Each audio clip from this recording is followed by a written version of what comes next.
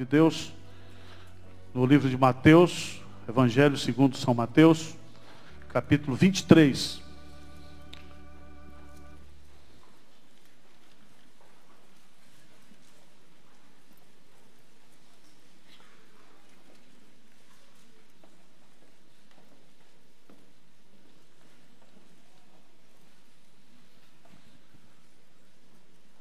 Mateus capítulo 23, a palavra de Deus nos diz assim: Então falou Jesus às multidões e aos seus discípulos.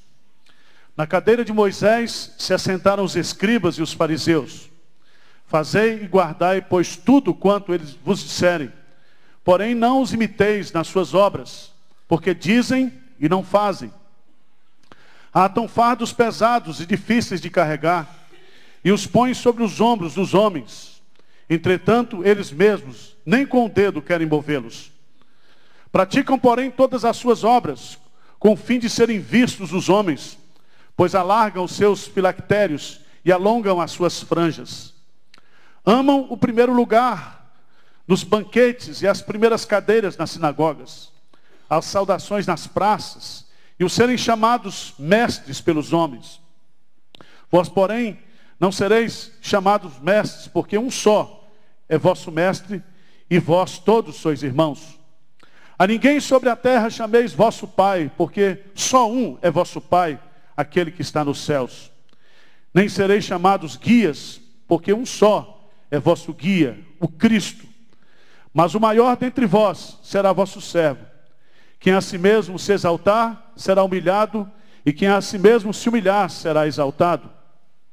Ai de vós, escribas e fariseus, hipócritas, porque fechais o reino dos céus diante dos homens, pois vós não entrais, nem deixais entrar os que estão entrando.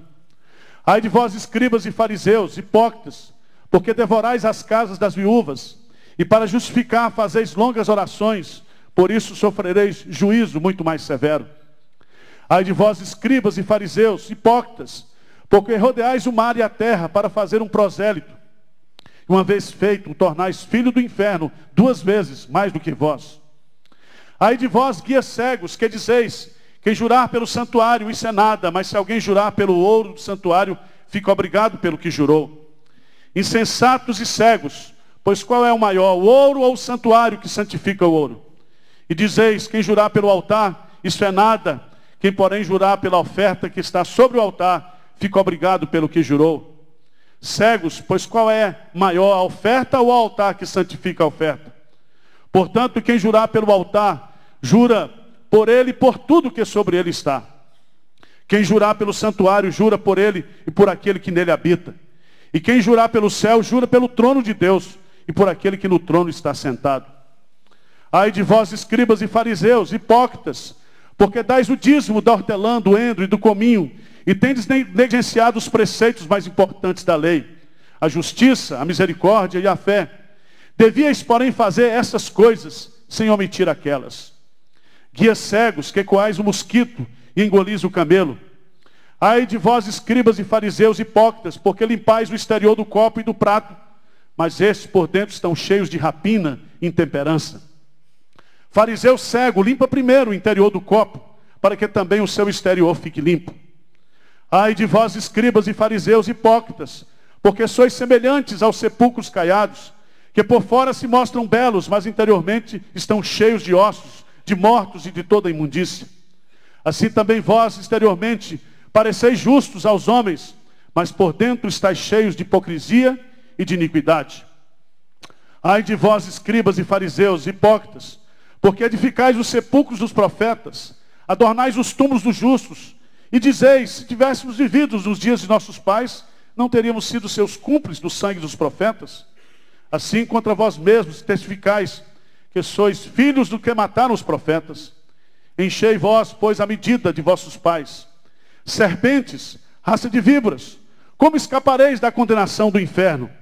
Por isso, eis que eu vos envio profetas sábios e escribas. A uns matareis e crucificareis, a outros açoitareis nas vossas sinagogas, e perseguireis de cidade em cidade, para que sobre vós recaia todo o sangue justo, derramado sobre a terra, desde o sangue do justo Abel, até o sangue de Zacarias, filho de Baraquias, a quem matastes entre o santuário e o altar. Em verdade vos digo que todas essas coisas hão de vir sobre a presente geração. Jerusalém, Jerusalém, que mata os profetas e apedreja os que te foram enviados. Quantas vezes quis eu reunir os teus filhos como a galinha junta os seus pintinhos debaixo das asas, e vós não quisestes. Eis que a vossa casa vos ficará deserta. Declaro-vos, pois, que desde agora já não me vereis, nem até que venhais a dizer, bendito que vem em nome do Senhor. Pai querido, Pai amado, fala ao nosso coração neste momento. Fala ao coração da tua igreja, instrua-nos na tua palavra. E ajuda-nos, ó Deus, a identificar as marcas da verdadeira religião, do verdadeiro cristianismo. Que nós não sejamos enganados, Pai, iludidos, mas que o teu Santo Espírito possa nos guiar a toda a verdade. Essa é a nossa oração, em nome de Jesus. Amém. Meus prezados irmãos, eu quero falar com vocês nessa noite sobre esse assunto muito importante que é as marcas da falsa religião. E eu vou usar o celular aqui, porque o esboço está aqui no celular. Estou virando um homem moderno. Uma igreja nos Estados Unidos, no interior dos Estados Unidos, uma igreja conservadora, convivia nessa cidade com uma grande fábrica de cerveja, uma grande indústria de cerveja. E constantemente o pastor daquela igreja pregava contra aquela fábrica, pregava contra o uso da cerveja, o tomar a cerveja. E havia, de certa forma, uma campanha da igreja contra aquela fábrica de cerveja. Mas certo dia, o dono dessa indústria de cerveja resolveu fazer uma doação para essa igreja de 150 mil dólares. 150 mil dólares. E aí, a igreja se reuniu em assembleia para discutir se receberia ou não aqueles 150 mil dólares.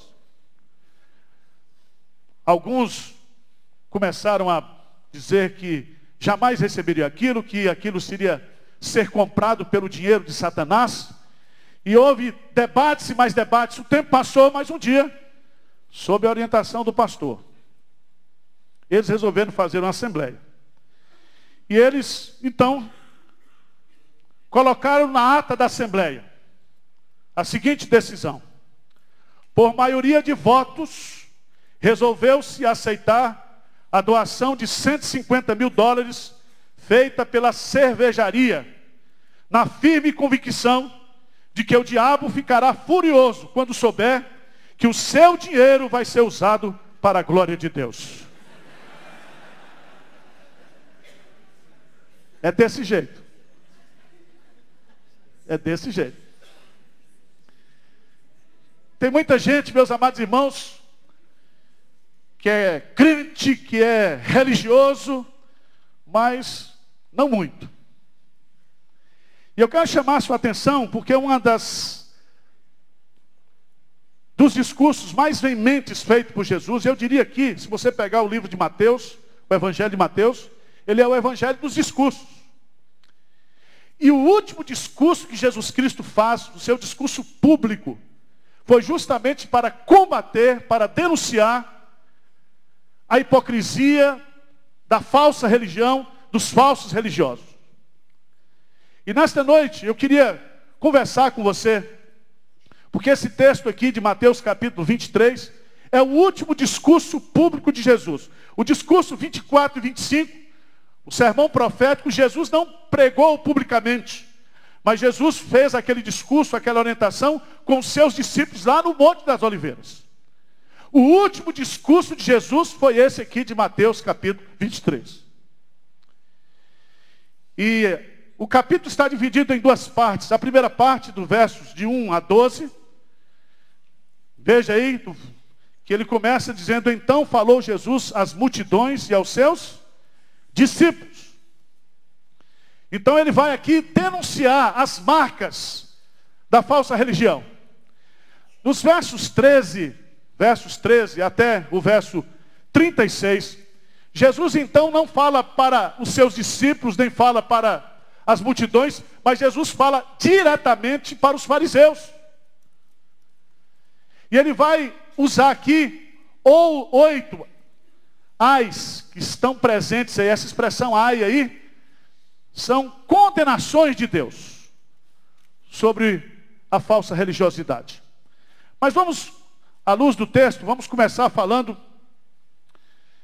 Veja no versículo 2 do capítulo 23. Vamos ler juntos aí? 23, 2. Diz o quê? Na cadeira de Moisés se assentaram os escribas e os fariseus. A primeira característica da falsa religião, ou dos falsos líderes religiosos, é a usurpação de autoridade espiritual. Não existe nenhum texto da Bíblia, no Antigo Testamento, no Novo Testamento, onde Deus diz que os fariseus e os escribas deveriam assentar na cadeira de Moisés, ou que eles seriam os substitutos de Moisés. Os fariseus eram formados, um partido dos fariseus, a seita dos fariseus, os Hassidins, ela foi criada no período de Esdras, e ela era composta, num primeiro momento, de profissionais, de comerciantes, e o objetivo deles não era apenas um objetivo espiritual, mas um objetivo político-religioso. Mas esses homens, então, eles se assentam na cadeira de Moisés, e eles chamam para si a autoridade espiritual. Preste atenção. Nós estamos vivendo hoje situações semelhantes, porque há muitos líderes que se arvoram de serem apóstolos, de serem bispos, de terem recebido uma revelação de Deus, e de uma certa forma eles se constituem ou se autoconstituem pessoas chamadas e vocacionadas por Deus para exercer liderança espiritual. Nós temos hoje pessoas que resolvem abrir igrejas, organizar igrejas, com o intento não de pregar o evangelho, não com a autorização de Deus, mas simplesmente para comercializarem a fé. E Jesus então está condenando aqui, ou está colocando aqui, essa marca principal. Esses falsos religiosos, esses fariseus, eles são usurpadores de autoridade espiritual. Segunda marca está no versículo 3. Diz aí o versículo 3. Vamos ler juntos? Fazei e guardai, pois tudo quanto eles vos disserem. Porém, não os imiteis nas suas obras, porque dizem não fazem. A segunda característica, a segunda marca dos falsos religiosos, é que eles não praticam aquilo que eles ensinam.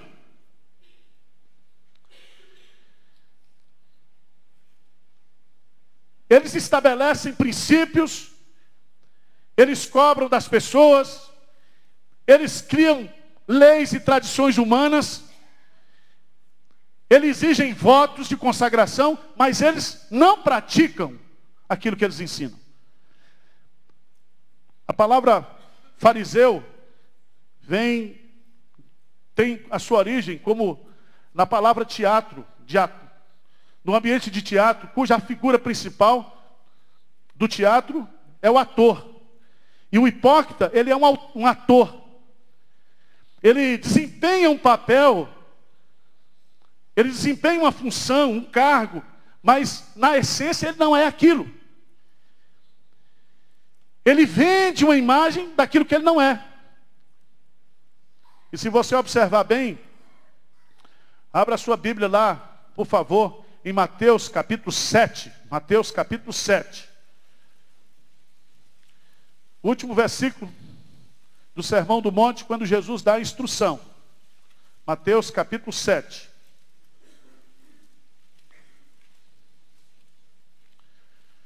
Versículo 28 e 29, quando Jesus acabou de proferir essas palavras, estavam as multidões maravilhadas da sua doutrina, Versículo 29, lê comigo, o que diz aí? Porque ele as ensinava como quem tem autoridade e não como os escribas. A autoridade não se impõe, mas se conquista através da coerência entre aquilo que se fala e aquilo que se vive. Terceiro lugar, versículo 4 de Mateus 23. Vamos ler juntos? Atam fardos pesados e difíceis de carregar e os põem sobre os ombros dos homens. Entretanto, eles mesmos nem com o dedo querem movê-los. A terceira característica da falsa espiritualidade ou da falsa religiosidade é que eles oprimem o povo com leis religiosas pesadas e desnecessárias. É a opressão, é a manipulação religiosa. É a criação de ensinos humanos, de tradições humanas para oprimir o povo, para manipular o povo, para entristecer o povo. Princípios que eles não vivem, princípios que eles não guardam, mas eles usam isso para ter o controle das pessoas. Em quarto lugar, versos de 5 a 7. Veja, praticam, porém, todas as suas obras com o fim de serem vistos os homens. E aqui a quarta marca é justamente o desejo, a obsessão que esses homens têm de aparecer. Fazem tudo com o objetivo de aparecer. E é tão interessante esse texto, porque eles querem aparecer de várias maneiras. Eles querem aparecer pela maneira de vestir, nas vestimentas. Veja aí no texto. Pois alargam os seus filactérios e alongam as suas franjas. Eles usam aquelas roupas diferenciadas, pomposas, para que através do design da roupa, eles possam ser, de uma certa forma, diferentes das pessoas normais. Veja no texto também, que eles, no verso 6, amam o primeiro lugar nos banquetes e as primeiras cadeiras, o quê? Nas sinagogas. Eles amam os primeiros lugares. Eles querem ficar sempre em evidência. Nas atividades sociais, nas atividades religiosas. Eles sempre querem ser destacados também no assentar, no se posicionar diante das pessoas. Veja no texto também, que eles amam também as saudações nas praças. E eles amam também serem chamados o quê? Mestres pelos homens. Então eles querem se destacar não somente pelas saudações, publicamente, mas há uma ideia aqui clara nesse texto, de que há uma obsessão por títulos. Por títulos. Meus amados irmãos, esse texto, se você pegar esse texto e olhar para a realidade religiosa brasileira hoje, você vai observar como esse texto de Jesus, ele está extremamente contemporâneo. Ele é um retrato do que nós estamos vivendo hoje na igreja evangélica brasileira. Há uma disputa muito grande hoje pelos títulos religiosos. Apóstolo, bispo, patriarca. Veja no texto, que Jesus então faz uma proibição. Vós, porém, não sereis chamados mestres, porque um só é o vosso mestre. Então o nosso mestre, aquele que nos ensina, aquele de onde origina todo o nosso conteúdo de saber, de viver, é Jesus. Ele é o nosso mestre. Também Jesus proíbe aqui algo muito interessante. A ninguém sobre a terra chameis vosso Pai, porque um só é o vosso Pai, aquele que está nos céus. Então Jesus aqui, ele está observando aqui que no campo da espiritualidade, no campo da relação com Deus, Deus, ele está em primeiro lugar. Não existe pronome de tratamento, não existe título que nós podemos dar uns para os outros, que possam roubar aquilo que só Jesus tem na nossa vida. Ele é o nosso mestre, Ele é o nosso Pai, e Ele também é o nosso guia. Ele é o nosso guia. Nós seguimos a Jesus, nós obedecemos a Jesus. É Jesus que é o nosso Senhor, é Jesus que é o nosso Rei. É a Ele que nós devemos obediência. E Jesus termina essa primeira parte do seu sermão, no versos 11 e 12, eu quero que você leia comigo. O que diz aí? Mas o maior dentre vós será vosso servo. Quem a si mesmo se exaltar será humilhado, e quem a si mesmo se humilhar. Jesus está dizendo para mim e para você, como crentes, que nós não podemos nos exaltar, nós temos que nos humilhar, nós temos que servir, nós temos que ser servos de todos. Porque quem exalta é Deus. Quem coloca em evidência é Deus. E Ele coloca isso claramente. Quem a si mesmo se exaltar será humilhado, e quem a si mesmo se humilhar será exaltado. E esse exaltado aqui não é você trabalhar o seu marketing pessoal, a sua imagem pessoal, o seu Facebook, as suas redes sociais, para mostrar que você é o cara. É Jesus que exalta. Por isso que Pedro vai colocá-la na sua carta. 1 de Pedro, capítulo 5, ele diz: humilhai-vos sob a poderosa mão de Deus. Humilhai-vos, para que no devido tempo Ele vos exalte. É Deus que, meus amados irmãos, que nos põe em evidência. É Deus que vai trabalhar na nossa vida e vai nos colocar em situação ou em posição. É Ele que faz isso. Mas a partir do versículo 13, Jesus então muda o foco do seu discurso. Jesus então vai falar para os fariseus. E ele vai colocar aqui 8 ais. Eu queria que você me acompanhasse aí agora. Ai de vós. Ai de vós. Veja no versículo 13. Jesus então condena pessoalmente os escribas e os fariseus. Essa expressão ai é um sentimento de tristeza misturado com punição. É uma espécie de piedade com juízo. E esses ais aqui são proféticos. São proféticos. E aqui eu queria que você entendesse, meus amados irmãos, meu amado irmão, que no campo da religiosidade, no campo da espiritualidade, nós precisamos tomar todo cuidado.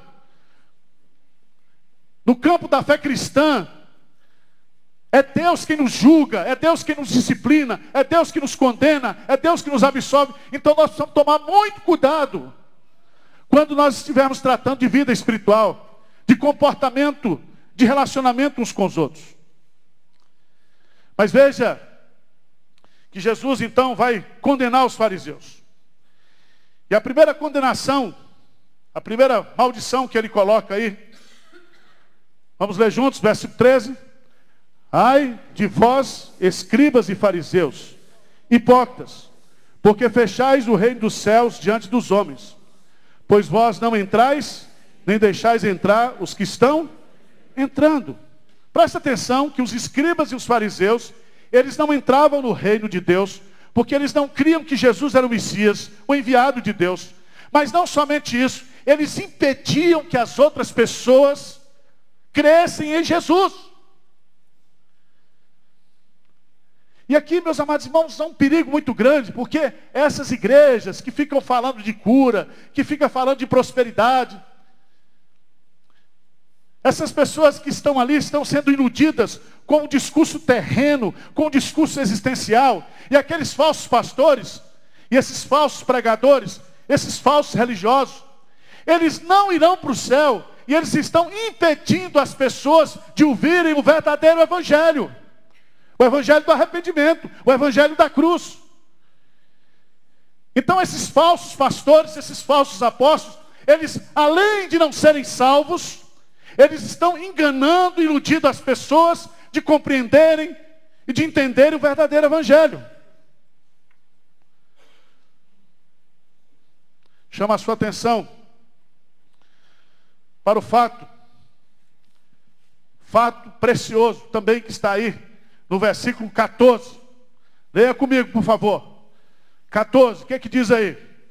Ai de vós, escribas e fariseus, hipócritas, porque devorais as casas das viúvas, e para o justificar fazeis longas orações, por isso sofrereis juízo muito mais o quê? Severo, irmãos. Presta atenção. Esses caras são inescrupulosos. As viúvas representavam aquela fatia da população que precisava do cuidado da família, da assistência da família. Mas algumas viúvas também, elas eram beneficiadas por bens que eram deixados pelo seu esposo, pelos seus pais. E esses homens então exploravam essas mulheres. Eles iam de casa em casa, fazendo orações longas, tomando dinheiro dessas pessoas. Muitos se constituíam procuradores dessas mulheres para tratar dos seus assuntos e exploravam e roubavam. Como nós vemos constantemente aparecendo na televisão, pessoas que estão sendo exploradas economicamente.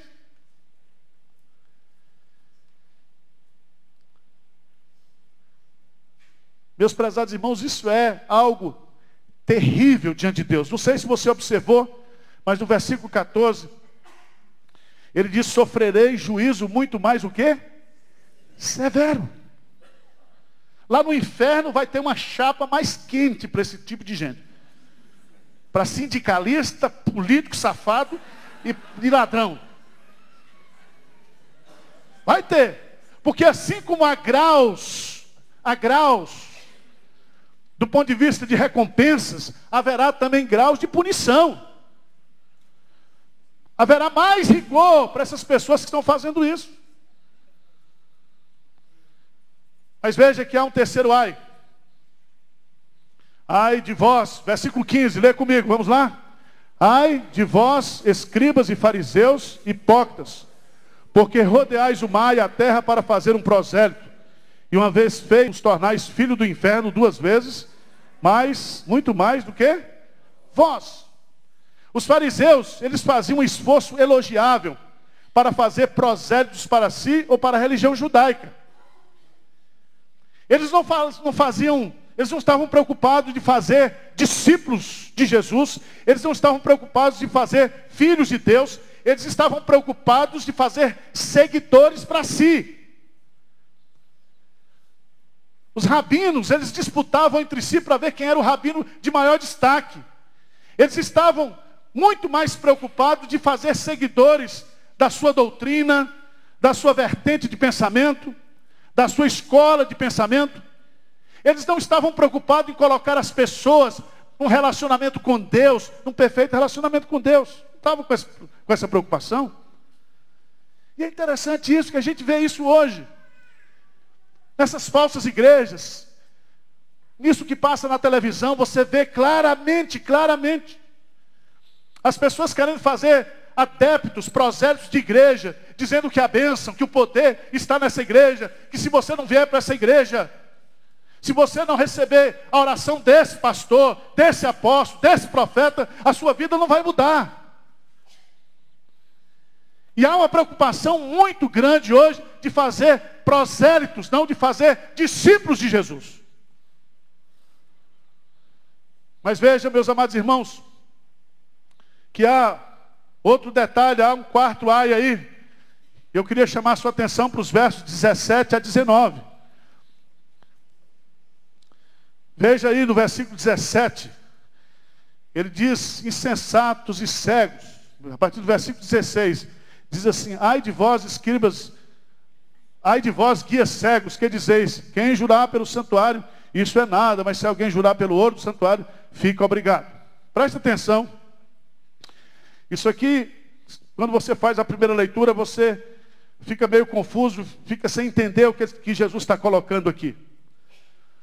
Mas os fariseus, eles são guias cegos, que terão que responder pelas almas de muitas pessoas.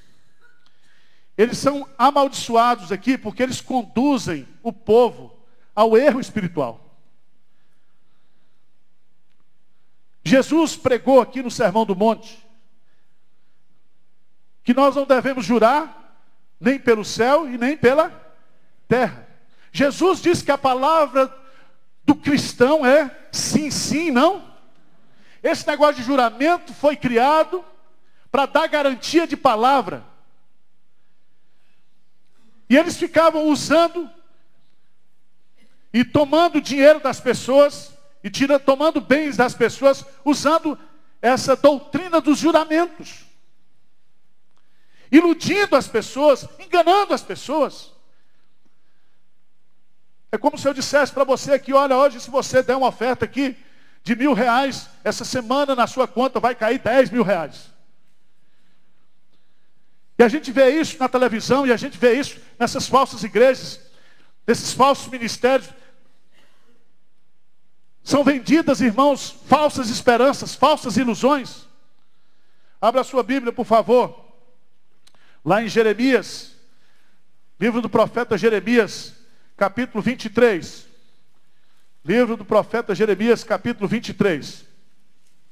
Na época de Jeremias já existiam os falsos profetas.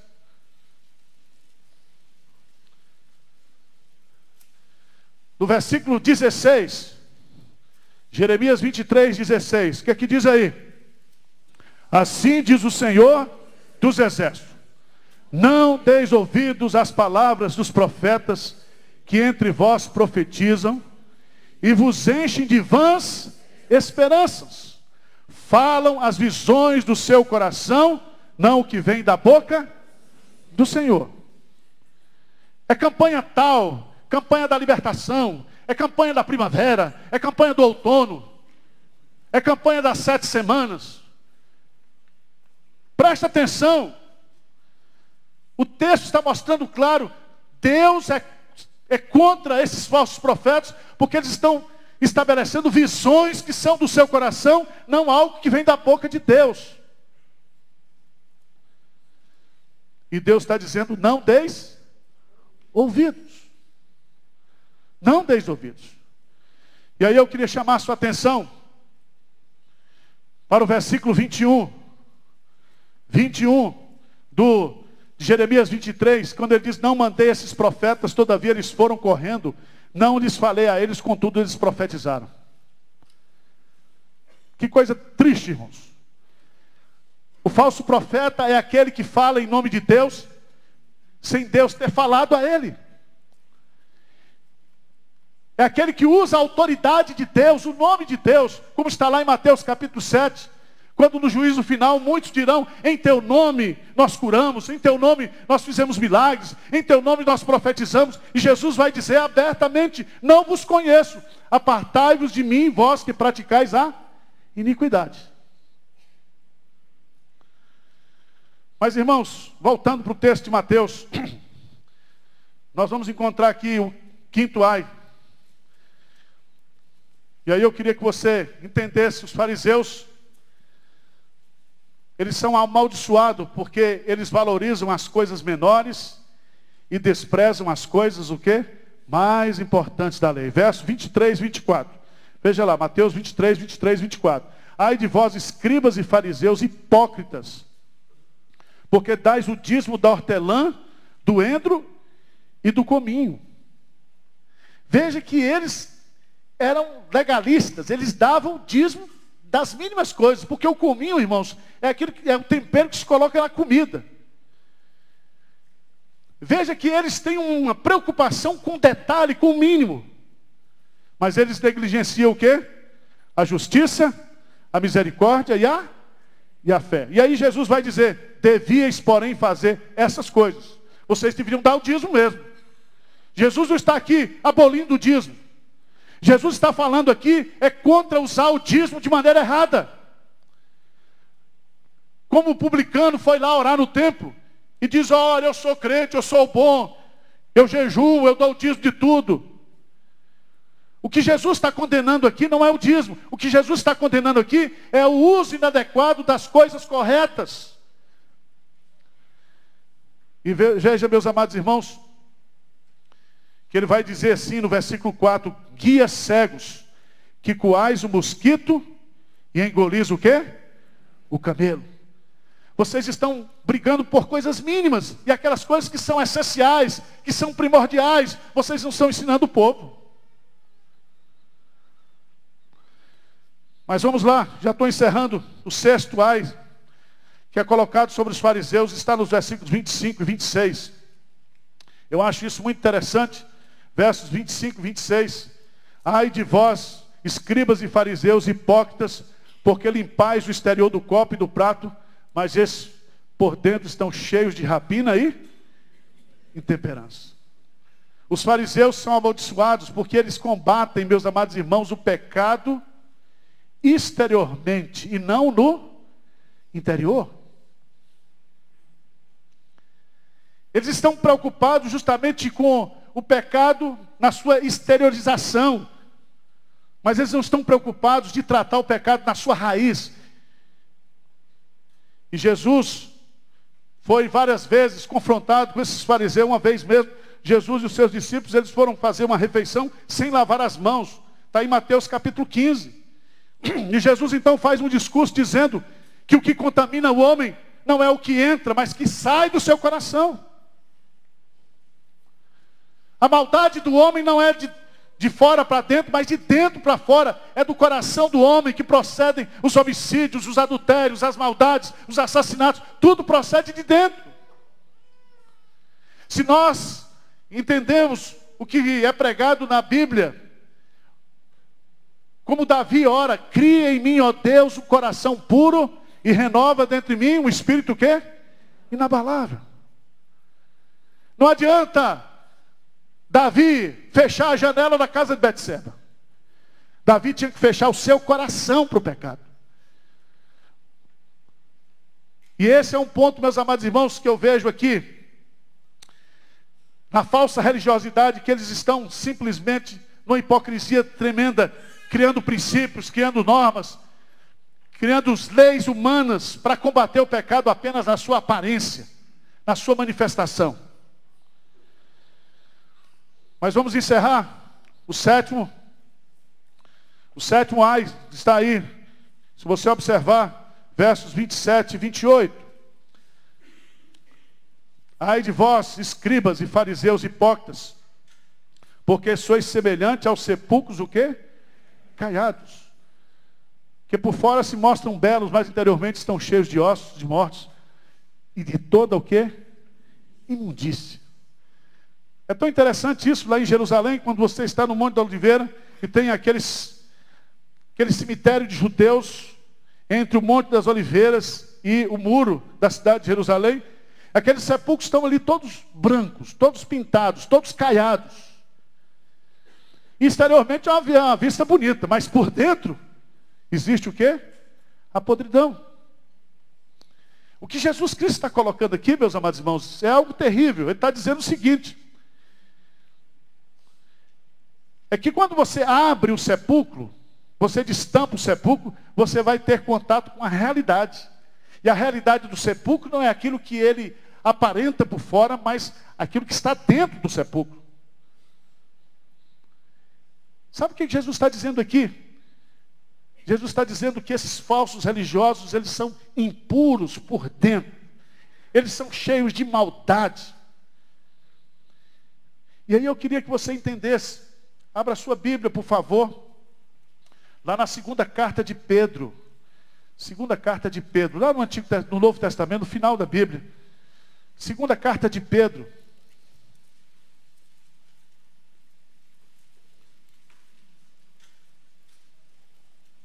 Capítulo 2.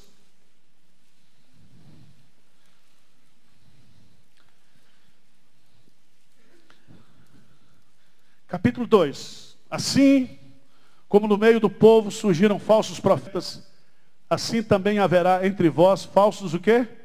Mestres. Na igreja. Na igreja. Os quais introduzirão dissimuladamente heresias destruidoras, até o ponto de renegarem o soberano Senhor que os resgatou, trazendo sobre si repentina o quê? Destruição. E veja, e muitos, não são poucos, seguirão as suas práticas libertinas, e por causa deles será infamado o caminho da verdade. Veja que coisa terrível, versículo 3, também movidos por avareza. Avareza é o desejo do lucro, do dinheiro. Farão comércio de vós. Farão comércio de vós. Você será na mão de um falso mestre, uma mercadoria. Eles não terão escrúpulos de explorar você, de comercializar você. E eles vão fazer comércio de vós com palavras fictícias. E aí veja o que Deus diz para eles. O juízo lavrado a longo tempo não tarda, e a sua destruição o quê? Não dorme. Oitavo e último ai de Jesus contra os fariseus. Está nos versos 29 a 26 de Mateus capítulo 23. De 29 a 36, desculpe.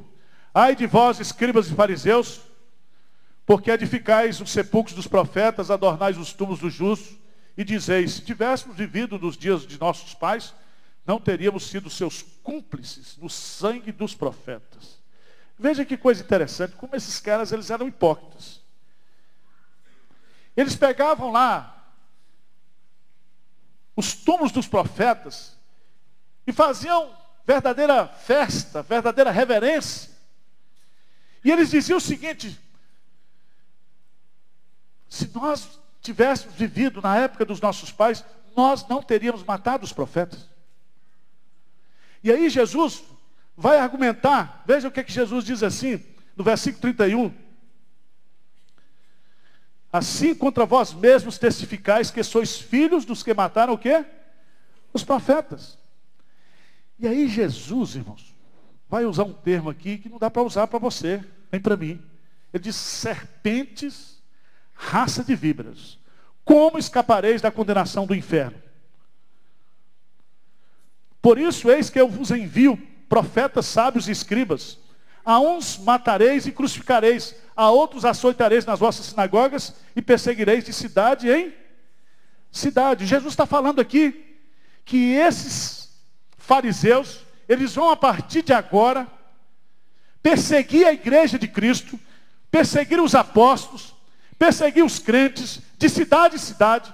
E quando você vai ler o livro de Atos dos Apóstolos, você vai descobrir que a maior perseguição que a igreja de Cristo sofreu, antes que chegasse a perseguição oficial do Império Romano, foi justamente a perseguição dos judeus, dos fariseus.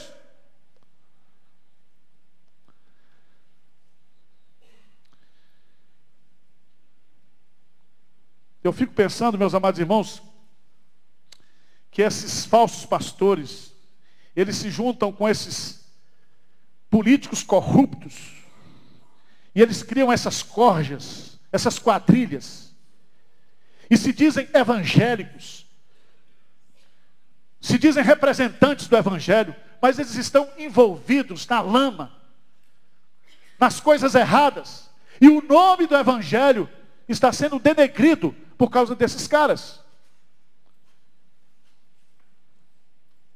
Veja no texto, Jesus vai fazer uma profecia aqui, que é séria, versículo 35. Vamos ler juntos, para a gente encerrar? Para que sobre vós recaia todo o sangue justo, derramado sobre a terra. Desde o sangue do justo Abel, até o sangue de Zacarias, filho de Baraquias, a quem mataste entre o santuário e o altar. Em verdade vos digo que todas essas coisas hão de vir sobre a presente o quê? Geração. Preste atenção que isso aqui aconteceu no ano 70. Quando Tito, o general romano, invadiu a cidade de Jerusalém. E o que Jesus Cristo está colocando aqui é que sobre aquela geração que matou o Filho de Deus, o verdadeiro profeta de Deus, Deus iria punir aquela geração, cobrando sangue desde Abel até o seu próprio filho. Jesus encerra então o seu discurso, o seu sermão, com um lamento sincero de amor por Jerusalém. Versos 37 a 39, Jesus expressa o seu desejo de reunir e proteger o seu povo, como uma galinha junta os seus pintinhos sob suas asas. Mas sabe o que acontece? A resposta de Israel é não. Eles rejeitam o Filho de Deus. E sabe qual é a consequência disso? A consequência do versículo 39. Lê comigo aí. Declaro-vos, pois, que desde agora já não me vereis, até que venhais a dizer, bendito que vem em nome do Senhor. Jesus está dizendo, eu retirarei a minha presença de Israel, até que o mesmo Israel deseja recebê-lo. A pior coisa que pode acontecer na vida de uma pessoa, na vida de uma igreja, na vida de um país, é quando Deus resolve sair, se afastar. E isso ele estava fazendo naquele momento sobre a nação de Israel. Irmãos, esse capítulo 23 de Mateus não está aqui por acaso. Nós estamos vivendo dias difíceis, do ponto de vista da confusão que nós estamos vivendo na igreja evangélica brasileira. É um tempo que você tem que pedir a Deus discernimento, sabedoria. Sabedoria. Para discernir aquilo que é certo, daquilo que é errado. E há uma promessa de Deus, de Jesus, que as suas ovelhas não ouvirão a voz do estranho. Jesus diz, as minhas ovelhas, elas ouvem a minha voz e me seguem. Que o Espírito Santo de Deus lhe dê essa percepção, esse discernimento, essa perspicácia espiritual, para você não ser enganado e iludido por esses falsos profetas, por essa falsa religiosidade, ou essa falsa espiritualidade que está presente nos dias de hoje, como aconteceu também nos dias de Jesus. Que Deus tenha misericórdia de nós. Amém.